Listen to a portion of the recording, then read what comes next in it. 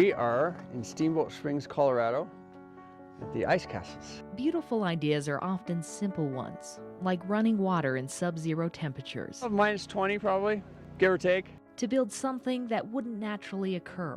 Yes, it's man-made in the sense that we kind of promote it. We put the icicles and we build these formations. It's pulled apart and pasted together to look like something you've only seen in the movies. It feels like being in a glacier or being inside the, Narnia castle or whatever. It's like a fort made of ice. And though the building materials are fragile, the structure is like concrete. I'm breaking up the ice chunks so it's easier to walk on. You build it up all night and then you come back and smash it to pieces. We have an ice farm where we grow thousands of icicles at a time, and we'll have people that harvest those and put them into bags for us. We'll add new ice to the structures and put more water on them when it's cold. We'll add a couple feet here and a couple feet there, and before too long, it's transformed itself over a week or two. The ice is then planted, Yeah, these are just super cool. layer upon layer, to eventually become 40-foot castle walls. And they're big and solid. It's a little bit of a challenge to kind of picture how it's going to grow, but it's also kind of fun. This is just so cool. And to think it all got started in some guy's backyard in Pleasant Grove.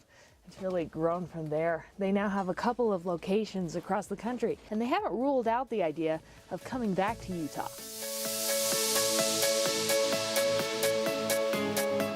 And I would recommend, if you had to choose, I'd come at night. That's me personally.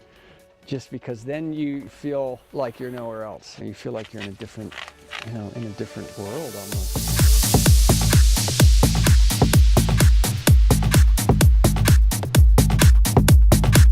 Over the years, he's pieced together the right way to build it. If somebody couldn't see it, it's one of those things that you would say a picture wouldn't even capture the detail of how pretty it really is. I have never seen anything like it before. It's an amazing art form. Most of the art happens overnight, And they're easy to put them in any formation you want. as the ice farmers plant the icicles and let them grow. Walls can only go vertical for so long. We need to actually fill in this space in between them. Like the ice, the operation has grown more complex. The castles that were once in Alpine and Midway Sometimes when it gets this cold, they don't want to stick. They pop off as they freeze. are now in Steamboat Springs, Colorado, and Minneapolis, Minnesota. Now, to our defense, it was a good idea that we pulled out of Utah the year that we did, because had we tried to do one in Utah last year, it would have utterly failed because of the weather. Christensen won't say where he plans to build next year. But even if the ice castles don't come back to Utah, 2 years in Midway were a lot of fun. it's part of the inspiration that got him here.